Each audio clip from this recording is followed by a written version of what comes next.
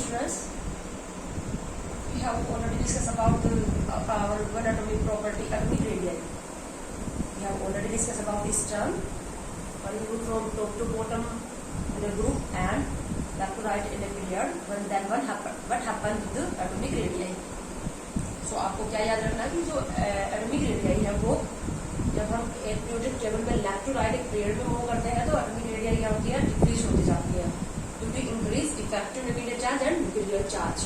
While we move from top to bottom in a group, then atomic radius increase due to increase the distance between the valence electron and a nucleus and due to increase shielding or screening effect. Now we take the next atomic property or periodic property. Atomic property, यहाँ पर हम atomic property पढ़ रहे हैं और ये जो atomic property है ये periodic property भी है. मतलब atomic property क्या होती है, वो property जो डायरेक्टली और इनडायरेक्टली एटम की इलेक्ट्रॉनिक कॉन्फ़िगरेशन के साथ रिलेट करती हैं. Those property which directly or indirectly relate with the electronic configuration. These are the atomic property and these show a periodic trend. These show a periodic change when in a periodic table. So these are also called periodic property. So next periodic property, मैंने आपको बताया था बेटा ये जो atomic size का जो trend है ये दूसरी जो एटम की जो प्रॉपर्टी है उनको समझने में आपकी हेल्प करेगा. जैसे आयनाइजेशन एंथैल्पी है या फिर जैसे मेटालिक करैक्टर है या मेल्टिंग और बॉइलिंग पॉइंट का करैक्टर है या इलेक्ट्रोनेगेटिविटी है, ये सारी जो दूसरी जो प्रॉपर्टी है वो एटॉमिक साइज के साथ जुड़ी हुई है. तो नेक्स्ट जो हमारी एटॉमिक प्रॉपर्टी है वो है आयनाइजेशन एंथैल्पी. आयनाइजेशन एनर्जी भी बोल देते हैं और आयनाइजेशन एंथैल्पी भी बोल देते हैं. आयनाइजेशन एंथैल्पी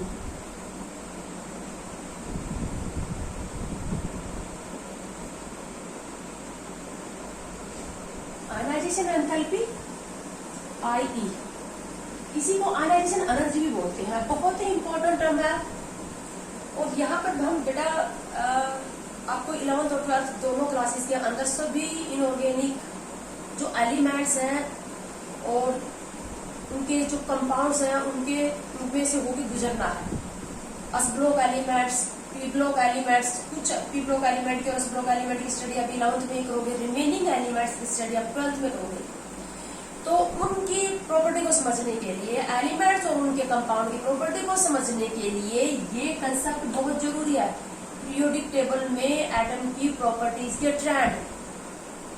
अब ये आयनाइजेशन एंथैल्पी बहुत ही ब्रॉड टॉपिक है, बहुत इंपॉर्टेंट टॉपिक है जो बार बार तुम्हारे सामने आएगा जब भी तुम इनऑर्गेनिक कंपाउंड्स की इनऑर्गेनिक केमिस्ट्री को स्टडी करोगे.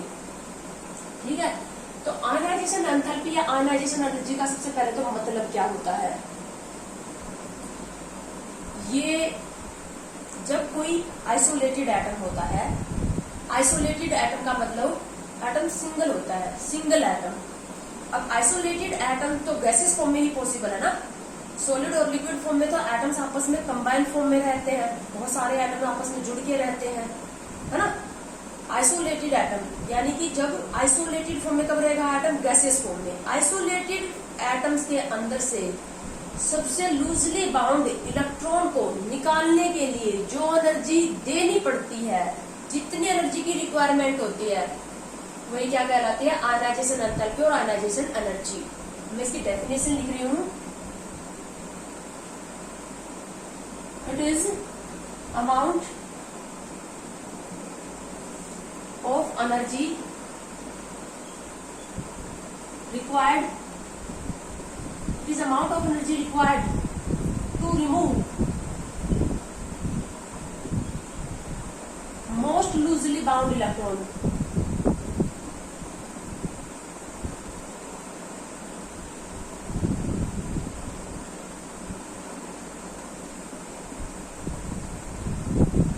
from isolated gaseous atom.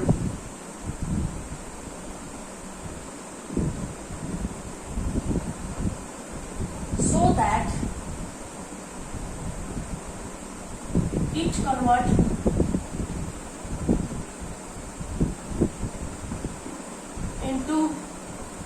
Isolate into gaseous cation.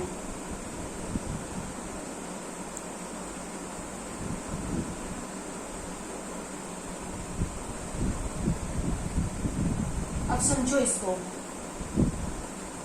जब हमारे पास कोई एटम आइसोलेटेड फॉर्म में पड़ा, गैसियस फॉर्म में ही एटम क्या होगा, आइसोलेटेड फॉर्म में पड़ा होगा, सिंगल फॉर्म में पड़ा होगा। जैसे ये हमारे पास कोई एटम है, इसके अंदर इस तरह से ये साइज है, इसके अंदर इलेक्ट्रॉन भरे हुए हैं, तो सबसे लूजली बाउंड इलेक्ट्रॉन कौन होगा, जो न्यूक्लियस से सबसे ज्यादा दूर होगा, वैलेंस इलेक्ट्रॉन। सबसे बाहर वाली सेल का के जो इलेक्ट्रॉन होंगे वही क्या होंगे, सबसे लूजली बाउंड होंगे, क्योंकि वो न्यूक्लियस से ज्यादा दूर है, तो न्यूक्लियस और इस इलेक्ट्रॉन के बीच में फोर्स ऑफ अट्रैक्शन कम है। तो आप ये भी कह सकते हो कि वैलेंस इलेक्ट्रॉन को, वैलेंस सेल के इलेक्ट्रॉन को निकालने के लिए या लूजली बाउंड इलेक्ट्रॉन को निकालने के लिए, जब एटम आइसोलेटेड गैसेस फॉर्म में होता है तो उस एटम में से सबसे लूजली बाउंड इलेक्ट्रॉन को निकालने के लिए जितनी एनर्जी की जरूरत होती है उसी को हम क्या कहते हैं, आयनाइजेशन एंथैल्पी या आयनाइजेशन एनर्जी। और अगर किसी एटम के अंदर से इलेक्ट्रॉन निकल जाएगा तो वो किस में कन्वर्ट हो जाएगा, कैटायन में, ताकि वो किस में कन्वर्ट हो सके, गैसियस कैटायन में कन्वर्ट हो सके। ठीक है, अगर इसके अंदर से एक इलेक्ट्रॉन निकल जाएगा तो ये किस में कन्वर्ट हो जाएगा, एक निकलेगा तो एक पॉजिटिवली चार्ज आयन बनेगा, दो निकलेंगे तो दो पॉजिटिवली चार्ज आएंगे। लेकिन क्या होता है कि एक इलेक्ट्रॉन को निकालने के लिए जितनी एनर्जी की जरूरत पड़ती है वो क्या कहलाती है, आयनाइजेशन एनर्जी और आयनाइजेशन एंथैल्पी। अब देखो एनर्जी की जरूरत क्यों पड़ती है, जहां पर भी हमें अट्रैक्शन तोड़नी पड़ेगी वहां एनर्जी तो देनी पड़ेगी ना। अब इलेक्ट्रॉन और न्यूक्लियस के बीच में force of attraction opposite charges की वजह से, तो यहाँ पर क्या होगा, जितना ये इलेक्ट्रॉन इस न्यूक्लियस से ज्यादा स्ट्रॉन्गली अट्रैक्ट होगा, जितना इस इलेक्ट्रॉन और न्यूक्लियस के बीच में फोर्स ऑफ अट्रैक्शन ज्यादा होगी, उतनी ही ज्यादा एनर्जी देनी पड़ेगी। ठीक है, अब ये इलेक्ट्रॉन इस न्यूक्लियस से कितना स्ट्रॉन्गली अटैच्ड है, कितनी स्ट्रॉन्ग फोर्स ऑफ अट्रैक्शन है, ये किस किस बात पर डिपेंड करती है, तो बहुत सारे फैक्टर डिसाइड करेंगे कि इसका डिस्टेंस कितना है, यानी कि एटम का size, atomic size, atom electron का लॉस करना चाहता है या नहीं, एटम ऑलरेडी एक स्टेबल कॉन्फ़िगरेशन के अंदर है या वो इलेक्ट्रॉन का लॉस करके स्टेबल कॉन्फ़िगरेशन में आना चाहता है, तो उसकी इलेक्ट्रॉनिक कॉन्फ़िगरेशन, बीच में ये जो इलेक्ट्रॉन है इनका स्क्रीनिंग इफेक्ट, बीच में जो इलेक्ट्रॉन पड़े हैं उनका स्क्रीनिंग इफेक्ट अगर ज्यादा लगाएंगे तो ये इलेक्ट्रॉन न्यूक्लियस से क्या होगा, लूजली बाउंड होगा, और लूजली बाउंड होगा तो कम एनर्जी देनी पड़ेगी।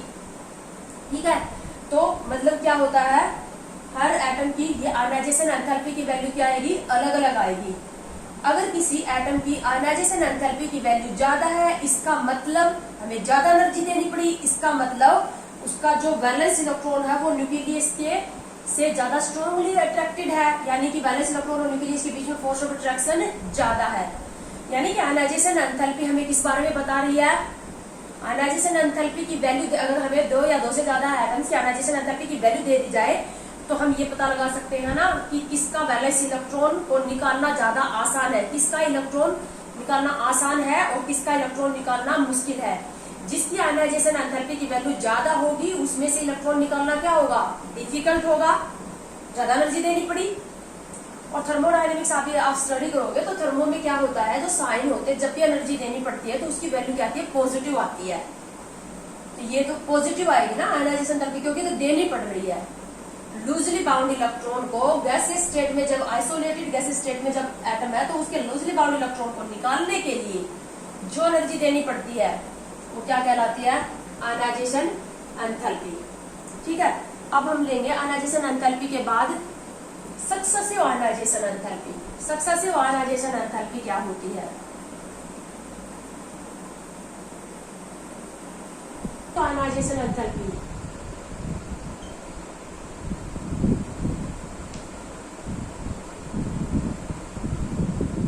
सक्सेसिव आयनाइजेशन एंथैल्पी लगातार, सक्सेसिव आपको पता है कंटिन्यूअस आयनाइजेशन एंथैल्पी। जैसे हमने क्या किया, हमारे पास कोई ए एटम है, ठीक है, इसमें से हमने एक इलेक्ट्रॉन निकाला, मैं माइनस कर रही हूँ एक इलेक्ट्रॉन को, एक इलेक्ट्रॉन निकाल दिया तो एक इलेक्ट्रॉन निकलेगा तो इसके ऊपर एक पॉजिटिव चार्ज आएगा। अब इसमें से ये एक इलेक्ट्रॉन हमने निकाला है, माइनस का ये ई नेगेटिव इलेक्ट्रॉन है, एक इलेक्ट्रॉन निकाला है, एक वैसे इस प्रोसेस को ऐसे भी दिखाते हैं इलेक्ट्रॉन लॉस को, जैसे ये एटम है और ये एक तो ए पॉजिटिव बन गया और एक इलेक्ट्रॉन बन गया, ठीक है, ये ऐसे भी दिखाते हैं, ज्यादातर बुक्स में ऐसे दिखाई देगा। एटम था, क्या किया, एक तो इलेक्ट्रॉन निकल गया और इलेक्ट्रॉन निकलने के बाद क्या हो गया, मोनोवैलेंट कटायन बन गया, ये भी सही है, ठीक है, आप किसी भी फॉर्म में लिख सकते हो। तो क्या हुआ, एक इलेक्ट्रॉन निकला तो कटायन बना। अब इलेक्ट्रॉन निकला है तो इलेक्ट्रॉन को निकाला है तो एनर्जी की जरूरत पड़ी है ना, तो किसी न्यूट्रल एटम में से जो सबसे पहले जो इलेक्ट्रॉन निकालेंगे, न्यूट्रल एटम में से जो एक इलेक्ट्रॉन निकालेंगे, और ये इलेक्ट्रॉन कौन सा निकलेगा, सबसे लूज पड़ा होगा, जो सबसे दूर होगा, वैलेंस शेल वाला। तो यहाँ पर जो एनर्जी देनी पड़ी वो क्या कहलाएगी, फर्स्ट आयनाइजेशन एंथैल्पी। इसको हम लिखेंगे IE1, और ये कहलाएगी फर्स्ट आयनाइजेशन एंथैल्पी, ठीक है। अब इसमें से भी हमें एक और इलेक्ट्रॉन निकालना है, एक और इलेक्ट्रॉन इसमें से निकलेगा तो अब ये क्या कन्वर्ट हो जाएगा, बाइवैलेंट कटायन में कन्वर्ट हो जाएगा। तो एक मोनोवैलेंट कटायन में से एक और इलेक्ट्रॉन निकालने के लिए जो एनर्जी देनी पड़ी वो क्या कहलाएगी, सेकंड आयनाइजेशन एंथैल्पी। अगर इसमें से भी एक और इलेक्ट्रॉन निकालना है तो फिर एनर्जी देनी पड़ेगी, बाइवैलेंट कटायन, दो पॉजिटिव चार्ज रखने वाला आयन, उसमें से भी एक और इलेक्ट्रॉन निकालना है। अगर एक और इलेक्ट्रॉन निकल जाएगा तो ट्राइवैलेंट कटायन में कन्वर्ट हो जाएगा। तो यहाँ पर जो एनर्जी देनी पड़ेगी वो क्या कहलाएगी, थर्ड आयनाइजेशन एंथैल्पी। तो ये फर्स्ट, सेकंड और थर्ड आयनाइजेशन एंथैल्पी को ही हम क्या बोलते हैं, सक्सेसिव आयनाइजेशन एंथैल्पी बोलते हैं। और चाहे कोई भी एटम, चाहे किसी भी एलिमेंट का हो, हमेशा सक्सेसिव आयनाइजेशन एंथैल्पी की वैल्यू इंक्रीज होती जाएगी। यानी कि फर्स्ट आयनाइजेशन एंथैल्पी की वैल्यू सबसे कम होगी, उससे ज्यादा होगी सेकंड आयनाइजेशन एंथैल्पी, और उससे ज्यादा होगी थर्ड आयनाइजेशन एंथैल्पी। ये एक जनरल हमारे पास स्टैंड है, ये किसी भी एटम के, अलग अलग एटम के लिए ये अलग अलग बात नहीं रहेगी। यानी कि क्या होता है, न्यूट्रल एटम में से इलेक्ट्रॉन को निकालना इजी है। फर्स्ट आयनाइजेशन एंथैल्पी कहाँ देनी पड़ी, न्यूट्रल एटम में से इलेक्ट्रॉन को निकालने के लिए। तो न्यूट्रल एटम में से इलेक्ट्रॉन को निकालना इजी है, इसलिए यहाँ पर कम एनर्जी देनी पड़ी। अब सेकंड आयनाइजेशन एंथैल्पी कहाँ देनी पड़ेगी, कटायन में से इलेक्ट्रॉन को निकालने के लिए। अब कटायन के ऊपर पॉजिटिव चार्ज है, कटायन के ऊपर पॉजिटिव चार्ज है, तो वो क्या करेगा, इस इलेक्ट्रॉन को ज्यादा स्ट्रॉन्गली अट्रैक्ट करेगा, पॉजिटिव नेगेटिव अट्रैक्शन ज्यादा बढ़ेगी। यानी कि कटायन में से इलेक्ट्रॉन को निकालने के लिए क्या होगा, ज्यादा एनर्जी देनी पड़ेगी। और थर्ड आयनाइजेशन एंथैल्पी तो सेकंड से भी ज्यादा होगी, क्योंकि थर्ड आयनाइजेशन एंथैल्पी क्या होगी, बाइवैलेंट कटायन में से इलेक्ट्रॉन को निकालना। तो जैसे जैसे कटायन के ऊपर पॉजिटिव चार्ज बढ़ता जाएगा, वैसे वैसे वो इलेक्ट्रॉन को ज्यादा खींचेगा ना अपनी तरफ। इलेक्ट्रॉन और न्यूक्लियस के बीच में अट्रैक्शन बढ़ती जाएगी, ठीक है ना, क्योंकि प्रोटॉन तो उतने ही है न्यूक्लियस में, क्या कम होते जा रहे हैं, इलेक्ट्रॉन। तो जो पॉजिटिव चार्ज है, न्यूक्लियर चार्ज है, वो पर इलेक्ट्रॉन बढ़ता जाएगा, तो ज्यादा खींचता जाएगा अपनी तरफ। तो क्या है, सक्सेसिव आयनाइजेशन एंथैल्पी की वैल्यू हमेशा क्या होती है, इंक्रीज होती है, ठीक है। तो ये है सक्सेसिव आयनाइजेशन एंथैल्पी। जैसे कि किसी भी एटम के अंदर से 3 इलेक्ट्रॉन का लॉस होना है। अब एल्यूमिनियम आपको पता है कि जो एल्यूमिनियम है वो 3 इलेक्ट्रॉन का लॉस करके Al+3 में कन्वर्ट होता है। क्यों 3 इलेक्ट्रॉन का लॉस करता है, क्योंकि इसका एटॉमिक नंबर 13 है। ये 3 इलेक्ट्रॉन का लॉस करके किसकी कॉन्फ़िगरेशन को अचीव कर लेगा, नियोन। हर कोई एटम क्या चाहते हैं, अपने नियरेस्ट नोबल गैस कॉन्फ़िगरेशन को अचीव करना चाहते हैं, उतने ही इलेक्ट्रॉन रखना चाहते हैं जितने उनकी आसपास की नोबल गैस में। इसकी नियरेस्ट नोबल गैस है नियोन, जिसका एटॉमिक नंबर है 10। ये भी 10 रखना चाहता, तो 3 का लॉस करेगा। लेकिन 3 इलेक्ट्रॉन का एक बार में लॉस नहीं किया इसने, एक बार एक का लॉस करेगा, मोनोवैलेंट आयन में कन्वर्ट होगा, फिर एक और का लॉस करेगा, डाइवैलेंट आयन में कन्वर्ट होगा, फिर एक और का लॉस करेगा, ट्राइवैलेंट आयन में कन्वर्ट होगा। तो इस तरह से क्या होती है, सक्सेसिव आयनाइजेशन एंथैल्पी होती है। तो फर्स्ट आयनाइजेशन एंथैल्पी की वैल्यू सबसे कम होती है, उसके बाद second, third. Now we take the factor affecting ionisation enthalpy. और इसके इस आयनाइजेशन एंथैल्पी का पीरियोडिक टेबल में ट्रेंड भी देखेंगे हम। पीरियोडिक टेबल में क्या ट्रेंड रहेगा, यानी कि जब हम पीरियोडिक टेबल में लेफ्ट टू राइट एक पीरियड में मूव करेंगे या टॉप टू बॉटम एक ग्रुप में मूव करेंगे, तो आयनाइजेशन एंथैल्पी का क्या ट्रेंड रहेगा और इसको कौन कौन से फैक्टर्स जो है वो अफेक्ट करेंगे। पहले हम लेते हैं फैक्टर्स अफेक्टिंग आयनाइजेशन एंथैल्पी।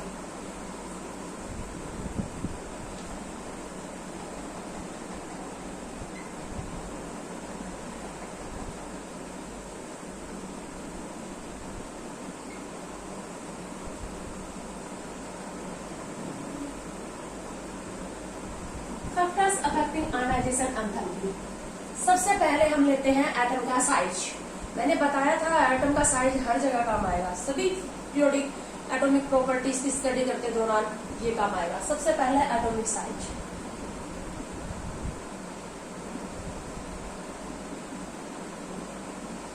जितना एटम का साइज स्मॉल होगा उतना ही उसका बैलेंस इलेक्ट्रॉन न्यूक्लियस के क्लोज होगा। अब जैसे हमारे पास लिथियम और सोडियम का हम कंपैरिजन करें, लिथियम का अगर मैं एटम बनाऊं, ये न्यूक्लियस 3 पॉजिटिव चार्ज, पहली सेल में 2 इलेक्ट्रॉन और दूसरी सेल में 1 इलेक्ट्रॉन। अब मैं सोडियम का एटम बनाऊं, न्यूक्लियस में 11 पॉजिटिव चार्ज, 11 प्रोटॉन, ये पहली सेल में 2 इलेक्ट्रॉन, दूसरी सेल में 8 इलेक्ट्रॉन और तीसरी सेल में 1 इलेक्ट्रॉन। सोडियम एलिमेंट का एटम लार्ज साइज का है क्योंकि इसकी वैलेंस सेल 3rd है। लिथियम एलिमेंट का एटम स्मॉल साइज का क्योंकि इसकी वैलेंस सेल 1st है। तो एटम का साइज स्मॉल है तो तुम्हें दिखाई दे रहा है कि जो लिथियम है उसके अंदर क्या है, इसका ये जो बैलेंस इलेक्ट्रॉन है वो न्यूक्लियस से ज्यादा क्लोज है और इसका बैलेंस इलेक्ट्रॉन न्यूक्लियस से ज्यादा दूर है। अब तुम ये कहोगे कि यहाँ पर न्यूक्लियर चार्ज भी तो ज्यादा है। न्यूक्लियर चार्ज ज्यादा होने से क्या होता है, इनका स्क्रीनिंग इफेक्ट भी तो है। यहाँ पर स्क्रीनिंग इफेक्ट भी लगाए हुए है ना, यहाँ 10 इलेक्ट्रॉन स्क्रीनिंग इफेक्ट लगाए हुए हैं, यहाँ 2 इलेक्ट्रॉन स्क्रीनिंग इफेक्ट लगाए हुए हैं।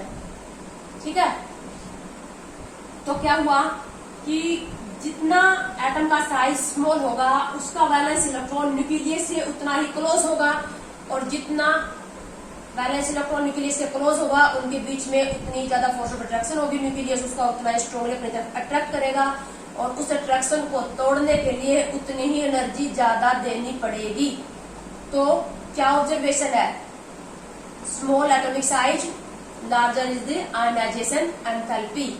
Ionization enthalpy is inversely proportional to atomic size.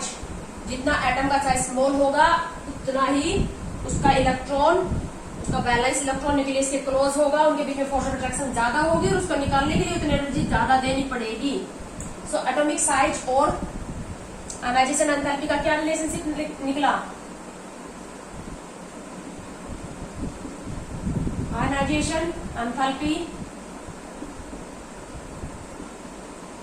Inversely proportional to atomic size. Reason तुम खुद से लिखोगे, ये मैंने समझा दिया है। Small is the atomic size, larger is the attraction between the valence electron and nucleus, greater is the force of attraction between the valence electron and nucleus, we have to supply the more energy to remove it, ठीक है, to break down the strong force of attraction। और यही कारण है कि अब periodic table में आपको एटॉमिक साइज के ट्रेंड पता होंगे। जब हम पीरियोडिक टेबल में लेफ्ट टू राइट मूव करते हैं, जब हम लेफ्ट से राइट मूव कर रहे हैं, ये लेफ्ट है, लेफ्ट से हम राइट मूव कर रहे हैं, किसी भी पीरियड में मूव कर रहे हैं, तो हमें पता है कि एटॉमिक साइज क्या होता है, एटॉमिक साइज डिक्रीज होता है। अब एटॉमिक साइज डिक्रीज होगा तो आयनाइजेशन एंथैल्पी क्या होगी, आयनाइजेशन एंथैल्पी इंक्रीज होगी। तो पीरियोडिक टेबल में जब हम किसी पीरियड में लेफ्ट से राइट मूव करेंगे तो आयनाइजेशन एंथैल्पी की वैल्यू क्या होती जाएगी, इंक्रीज होती जाएगी।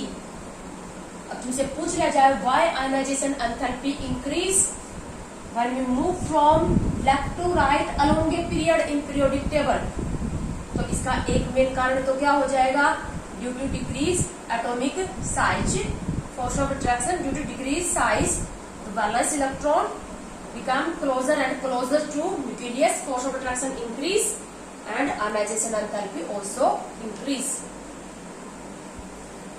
मेटालिक करैक्टर उसके बाद हम करेंगे, मेटालिक करैक्टर भी इन दोनों फैक्टर के ऊपर ही डिपेंड करेगा। एटॉमिक साइज के ऊपर डिपेंड कर रही है ना आयनाइजेशन एंथैल्पी। एटम का साइज जैसे जैसे वहां घटता चला जाएगा, आयनाइजेशन एंथैल्पी की वैल्यू लेफ्ट टू राइट क्या होती जाएगी, इंक्रीज होती जाएगी। ठीक है, उसके बाद स्क्रीनिंग इफेक्ट और सील्डिंग इफेक्ट, दूसरा जो फैक्टर है जो आयनाइजेशन एंथैल्पी को, अच्छा टॉप टू बॉटम क्या होगा फिर, top to bottom ionisation enthalpy का टॉप टू बॉटम क्या ट्रेंड चलेगा, जब हम किसी ग्रुप में मूव करते हैं, तो पीरियड में जैसे हम एग्जांपल उठाएं, सेकंड पीरियड का एग्जांपल उठाएं, lithium, beryllium, boron, carbon, nitrogen, oxygen, chlorine and neon. अगर हम इस आयनाइजेशन एंथैल्पी का कंपैरिजन करें, सेकंड पीरियड है, लेफ्ट से हम राइट में जा रहे हैं, तो साइज क्या होता जा रहा है, साइज डिक्रीज होता जा रहा है, तो आयनाइजेशन एंथैल्पी की वैल्यू क्या होती जानी चाहिए, इंक्रीज होनी चाहिए। यानी कि सबसे कम आयनाइजेशन एंथैल्पी किसकी होगी, लिथियम की, लिथियम से ज्यादा किसकी होगी, बेरिलियम की, बेरिलियम से ज्यादा बोरॉन। ये ट्रेंड चलना चाहिए था, ठीक है। लेकिन यहाँ पर कुछ एक्सेप्शन है, एक्सेप्शन के कारण मैं अभी आपको बताऊंगी। यहाँ पर नाइट्रोजन की जो आयनाइजेशन एंथैल्पी है, फर्स्ट आयनाइजेशन एंथैल्पी नाइट्रोजन की, फर्स्ट क्या बोल रही हूँ मैं, फर्स्ट आयनाइजेशन एंथैल्पी, एटम में से, न्यूट्रल एटम में से पहला इलेक्ट्रॉन निकालने के लिए जो एनर्जी देनी पड़ती है वो, ठीक है। तो नाइट्रोजन की जो आयनाइजेशन एंथैल्पी है वो ऑक्सीजन से ज्यादा है, ठीक है। इसी तरह से बेरिलियम की बोरॉन से ज्यादा है, ये एक्सेप्शन है। एटॉमिक साइज तो सिर्फ ये ट्रेंड बता रहा है हमें, जैसे जैसे एटॉमिक साइज क्या होता जाएगा, डिक्रीज, आयनाइजेशन एंथैल्पी क्या होती जाएगी, इंक्रीज। नोबल गैसेस की आयनाइजेशन एंथैल्पी अपने अपने पीरियड में सबसे ज्यादा होती है, क्योंकि नोबल गैसेस स्टेबल कॉन्फ़िगरेशन रखती हैं, इलेक्ट्रॉन का लॉस नहीं चाहती, इनमें से इलेक्ट्रॉन निकालना बहुत ज्यादा डिफिकल्ट है। इसीलिए सेकंड पीरियड में नियोन, थर्ड पीरियड में आर्गन एंड सो ऑन अपने अपने रिस्पेक्टिव पीरियड में आयनाइजेशन एंथैल्पी की वैल्यू सबसे ज्यादा हाई रखती है ग्रुप 18 नोबल गैसेस। तो ये जो एक्सेप्शन है, why nitrogen have high ionisation enthalpy, first ionisation enthalpy, than oxygen and beryllium is high than boron. इसका कारण जो दूसरे फैक्टर है जो आयनाइजेशन एंथैल्पी को अफेक्ट करते हैं उनमें पता चलेगा, ये एक्सेप्शन रहेंगे। वैसे जनरल ट्रेंड क्या है, left to right ionisation enthalpy increase due to size decrease. अब आ जाते हैं हम top to bottom along a group. जब हम टॉप टू बॉटम ऊपर से नीचे आते हैं किसी ग्रुप में, अब ग्रुप में क्या होता है, जब हम ग्रुप में मूव करते हैं तो एटॉमिक साइज इंक्रीज होता है। अब एटॉमिक साइज इंक्रीज होगा तो वैलेंस इलेक्ट्रॉन और न्यूक्लियस के बीच में फोर्स ऑफ अट्रैक्शन कम होती जाएगी डिस्टेंस बढ़ने की वजह से, और उसको निकालना इजी होगा। तो एटॉमिक साइज इंक्रीज होगा तो आयनाइजेशन एंथैल्पी क्या होगी, डिक्रीज, ठीक है। तो क्या यह बात याद रखी, टॉप टू बॉटम मूव करोगे तो आयनाइजेशन एंथैल्पी डिक्रीज होगी, और left to right generally ionisation enthalpy क्या होती है, इंक्रीज होती है। अब जैसे कि मैं यहाँ पर फर्स्ट ग्रुप के एलिमेंट्स ले लेती हूँ एग्जांपल के तौर के ऊपर, जैसे कि हमारे पास है lithium, sodium, potassium, rubidium, caesium and francium. ये है, जैसे जैसे एटम का साइज इंक्रीज होता जाएगा वैलेंस इलेक्ट्रॉन न्यूक्लियस से दूर होता जाएगा, ठीक है। वैलेंस इलेक्ट्रॉन एक तो न्यूक्लियस से दूर होता जा रहा है, दूसरा एक बात और भी है, स्क्रीनिंग इफेक्ट भी तो बढ़ता जा रहा है ना, स्क्रीनिंग इफेक्ट भी बढ़ता जा रहा है। और स्क्रीनिंग इफेक्ट भी क्या करेगा, वैलेंस इलेक्ट्रॉन तक न्यूक्लियर चार्ज को नहीं पहुंचने देगा, जिसकी वजह से स्क्रीनिंग इफेक्ट बढ़ने की वजह से और वैलेंस इलेक्ट्रॉन का न्यूक्लियस से डिस्टेंस बढ़ने की वजह से वैलेंस इलेक्ट्रॉन और न्यूक्लियस के बीच में फोर्स ऑफ अट्रैक्शन डिक्रीज होगी, और जिससे इलेक्ट्रॉन निकालना आसान होता जाएगा। तो आयनाइजेशन एंथैल्पी क्या होती जाएगी, घटती जाएगी।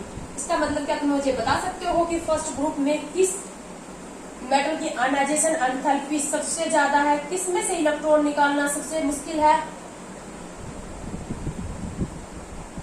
लिथियम की आयनाइजेशन एंथैल्पी सबसे ज्यादा होगी, फिर सोडियम की, फिर पोटेशियम की, rubidium, caesium and then francium. नीचे की तरफ क्या हो रही है, आयनाइजेशन एंथैल्पी डिक्रीज होती जा रही है due to increase atomic size and screening effect. उसके बाद जो दूसरा फैक्टर है, ये तो एटम के साइज के बिहाफ पर हम कर रहे हैं, दूसरा फैक्टर हम लेंगे जो आयनाइजेशन एंथैल्पी को अफेक्ट कर रहा है, वो स्क्रीनिंग इफेक्ट और सील्डिंग इफेक्ट।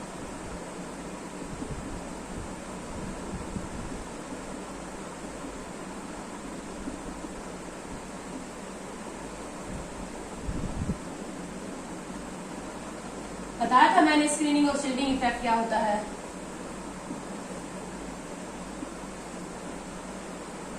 ये जो बीच में यहाँ इलेक्ट्रॉन भरे हुए हैं, न्यूक्लियस, ये न्यूक्लियस है और ये वैलेंस सेल है। बीच में जो सेल्स हैं उनको इंटरबनिंग सेल्स बोलते हैं और उनके जो इलेक्ट्रॉन होते हैं उनको क्या बोलते हैं? इंटरबनिंग इलेक्ट्रॉन। ये जो बीच वाली सेल्स के अंदर जो इलेक्ट्रॉन भरे हुए हैं ये क्या करेंगे?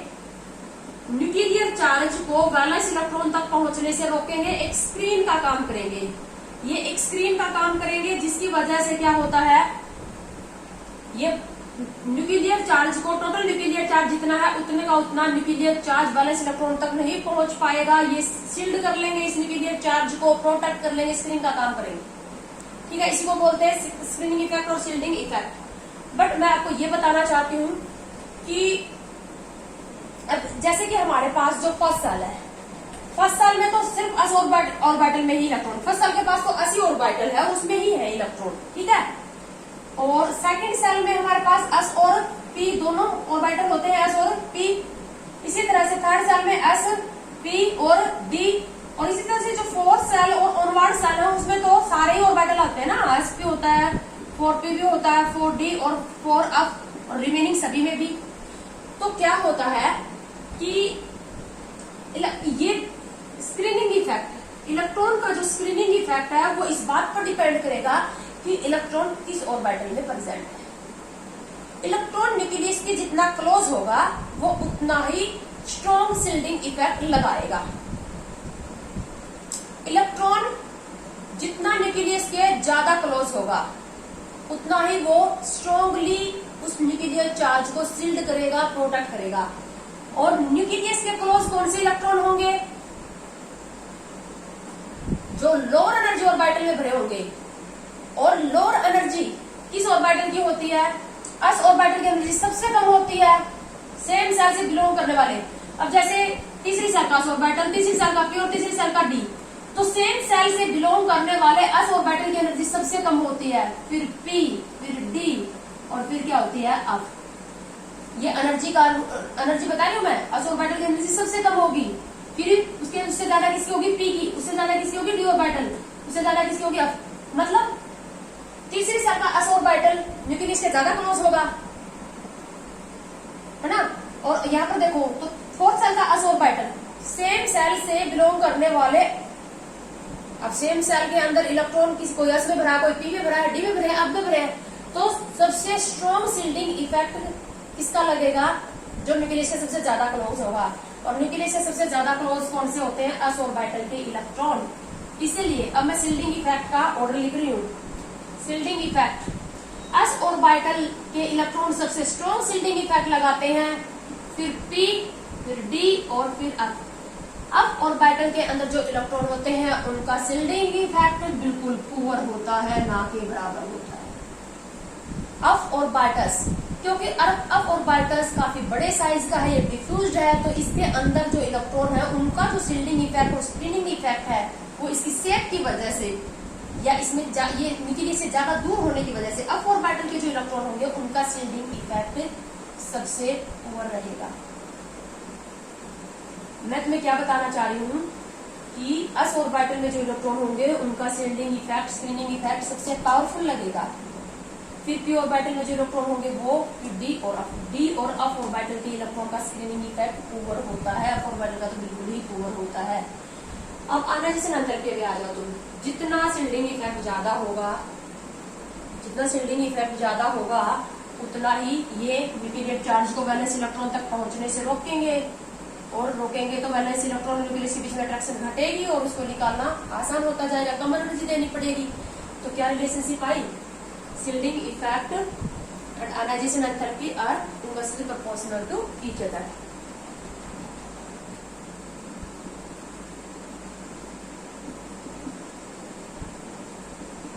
अगर स्क्रीनिंग इफेक्ट ज्यादा होगा, हाई होगा, तो attraction between electron and nucleus क्या होगी? लो होगा, लेस होगी या लो होगा। तो आयनाइजेशन एंथैल्पी की वैल्यू क्या होगी? कम एनर्जी देनी पड़ेगी।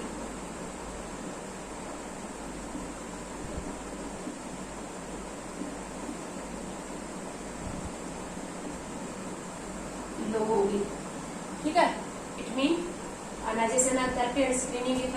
also inversely proportional to each other as that of atomic size and ionization enthalpy.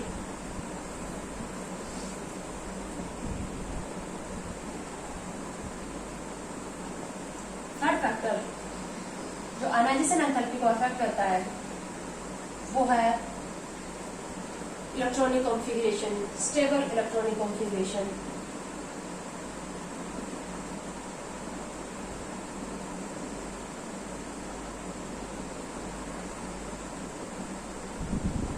Electronic configuration, अगर एटम की ऑलरेडी इलेक्ट्रॉनिक कॉन्फ़िगरेशन स्टेबल है, बहुत इंपॉर्टेंट फैक्टर है बेटा ये। अगर किसी एटम की इलेक्ट्रॉनिक कॉन्फ़िगरेशन स्टेबल है, स्टेबल कॉन्फ़िगरेशन कौन कौन सी होती है?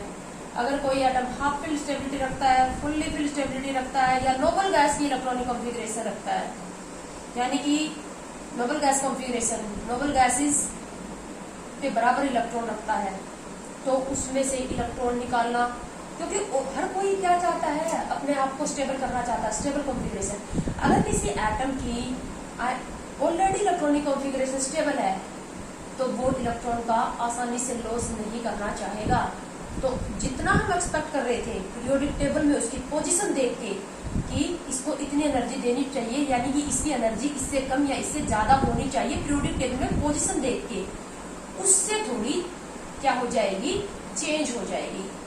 अभी मैंने जो तुम्हें दो एक्सेप्शन करवाए थे ना, नाइट्रोजन की आयनाइजेशन एंथैल्पी ऑक्सीजन से ज्यादा होती है और इसी तरह से बेरिलियम की बोरॉन से ज्यादा होती है, जबकि लेफ्ट टू राइट क्या होता है, आयनाइजेशन एंथैल्पी बढ़ती है। तो नाइट्रोजन तो लेफ्ट में है, ऑक्सीजन राइट में है, तो नाइट्रोजन की ये कारण यही है। अगर स्टेबल कॉन्फ़िगरेशन है, हाफ फिल्ड कॉन्फ़िगरेशन है, फुल्ली फिल्ड कॉन्फ़िगरेशन है, या फिर नोबल गैस कॉन्फ़िगरेशन है, तो उस केस में जितना हम एक्सपेक्ट कर रहे थे एटम की पीरियोडिक टेबल में पोजीशन देख के कितनी एनर्जी देनी पड़ेगी, उससे ज्यादा देनी पड़ेगी, क्योंकि हर कोई क्या चाहता है, स्टेबल रहना चाहता है। अगर उसने इलेक्ट्रॉन का लॉस कर दिया तो उसकी स्टेबल कॉन्फ़िगरेशन का लॉस हो जाएगा, ठीक है। So electronic configuration, if any atom has half filled,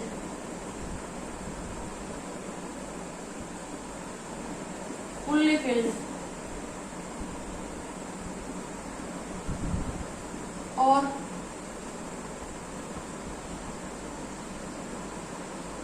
have noble gas configuration,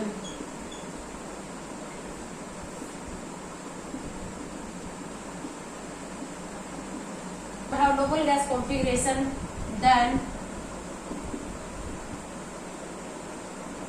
it is difficult to remove electron.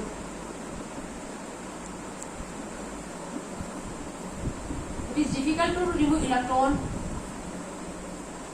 and atom has high ionization enthalpy. High ionization enthalpy than expected. जितना हम expect कर रहे थे उससे ज्यादा ionization enthalpy उसको देनी पड़ेगी।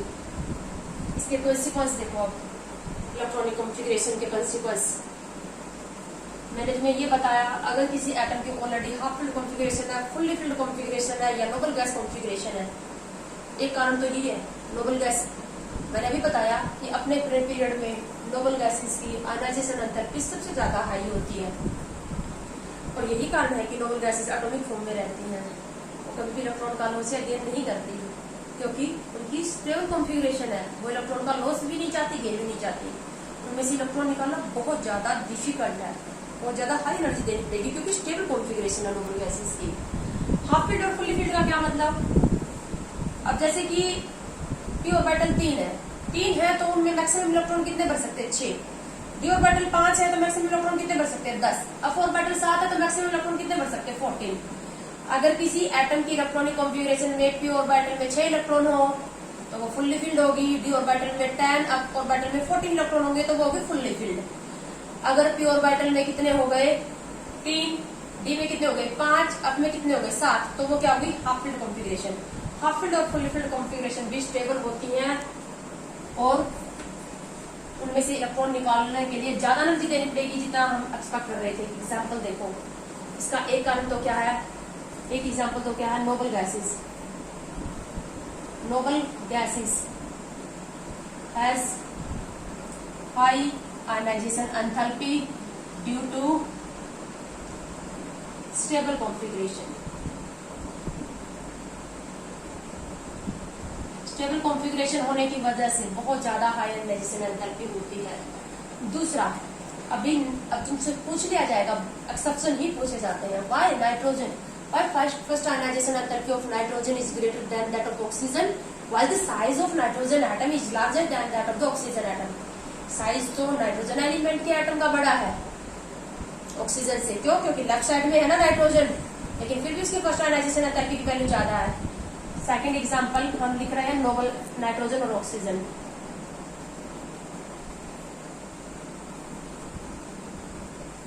First ionisation enthalpy of nitrogen is greater than oxygen. Why? Nitrogen की कॉन्फ़िगरेशन लिखते हैं हम, atomic number 7, 1s2, 2s2, 2p3, p orbital है 3 और तीनों में क्या हुआ है, एक एक इलेक्ट्रॉन भरा हुआ है, ठीक है। जबकि हम ऑक्सीजन की अगर कॉन्फ़िगरेशन लिखते हैं 1s2, 2s2, 2p4, p orbital 3 है और 3 में इलेक्ट्रॉन कितने भरे हुए हैं, 4। नाइट्रोजन के पास हाफ फील्ड स्टेबिलिटी है, स्टेबल कॉन्फ़िगरेशन है नाइट्रोजन की, हाफ फील्ड, p ऑर्बिटल 3 है और 3 में क्या हुआ, एक एक इलेक्ट्रॉन भरा हुआ है। जबकि ऑक्सीजन के अंदर क्या है, 3 p ऑर्बिटल में 4 electron. Nitrogen have half filled configuration and half filled configuration is more stable. So nitrogen first ionisation enthalpy of nitrogen is greater than that of oxygen. बहुत इंपॉर्टेंट क्वेश्चन है। Nitrogen की first ionisation enthalpy ज्यादा है oxygen से due to half filled configuration, ठीक है। Same यही, और तुमसे नोबल गैसेस का भी पूछा जा सकता है कि नोबल गैसेस की आयनाइजेशन एंथैल्पी ज्यादा क्यों होती है। उसके बाद बेरिलियम और बोरोन। अब मैंने बताया बेरिलियम और बोरोन, वैसे तो left to right ionisation enthalpy क्या होती है, इंक्रीज। इसके हिसाब से तो बोरोन की ज्यादा होनी चाहिए थी, बट बेरिलियम की ज्यादा होती है। तो तुमसे पूछ लिया जाएगा फर्स्ट आयनाइजेशन एंथैल्पी बेरिलियम की क्यों हुई ज्यादा, जबकि बेरिलियम तो लेफ्ट साइड में है और लेफ्ट से राइट जाते वक्त क्या होता है, बढ़ती है, तो बोरोन की ज्यादा होनी चाहिए थी ना। कॉन्फ़िगरेशन देख लेते हैं बेरिलियम की कॉन्फ़िगरेशन। बेरिलियम का एटॉमिक नंबर है 4, 1s2, 2s2। बोरोन की configuration atomic number 5, 1s2, 2s2, 2p1। 2 reason है यहाँ पर। बेरिलियम की फर्स्ट आयनाइजेशन एंथैल्पी बोरोन से ज्यादा होने के 2 रीजन है। एक तो बेरिलियम के पास फुल्ली फील्ड कॉन्फ़िगरेशन है, s ऑर्बिटल एक ही है, 2 इलेक्ट्रॉन है। एक तो बेरिलियम के पास क्या है, फुल्ली फील्ड कॉन्फ़िगरेशन है, स्टेबल कॉन्फ़िगरेशन है, s ऑर्बिटल पूरी तरह से भरा हुआ है। दूसरा कारण ये है कि बेरिलियम में से जो हमें इलेक्ट्रॉन निकालना पड़ रहा है वो दूसरी सेल के s ऑर्बिटल में से निकालना पड़ेगा, जबकि बोरोन में जो इलेक्ट्रॉन हमें निकालना पड़ेगा वो दूसरी सेल के p ऑर्बिटल में से, सबसे बाहर वाला ही निकालेंगे ना। तो बोरोन में तो दूसरी सेल के p ऑर्बिटल में से इलेक्ट्रॉन निकालना है, जबकि बेरिलियम में दूसरी सेल के s ऑर्बिटल में से। कौन सा इलेक्ट्रॉन ज्यादा क्लोज है, सेम सेल से बिलोंग करने वाले s ऑर्बिटल के इलेक्ट्रॉन न्यूक्लियस के ज्यादा क्लोज होते हैं। तो बेरिलियम में दूसरी सेल का s ऑर्बिटल में जो इलेक्ट्रॉन है वो न्यूक्लियस के ज्यादा क्लोज है, ज्यादा क्लोज है तो ये न्यूक्लियस से ज्यादा स्ट्रॉन्गली अट्रैक्टेड है, तो इसको निकालने के लिए ज्यादा एनर्जी देनी पड़ेगी। जबकि p ऑर्बिटल में है, दूसरी बोरोन में जो वैलेंस इलेक्ट्रॉन है, सबसे लूजली बाउंड इलेक्ट्रॉन है, वो दूसरी सेल के p ऑर्बिटल में है। तो 2 रीजन बन रहे हैं यहाँ पर। बेरिलियम की फर्स्ट आयनाइजेशन एंथैल्पी बोरोन से ज्यादा होने के 2 कारण। एक कारण तो क्या है, beryllium has stable fully filled configuration,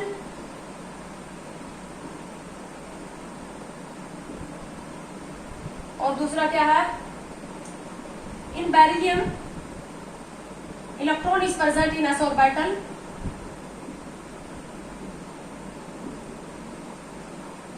electron is removed from s orbital,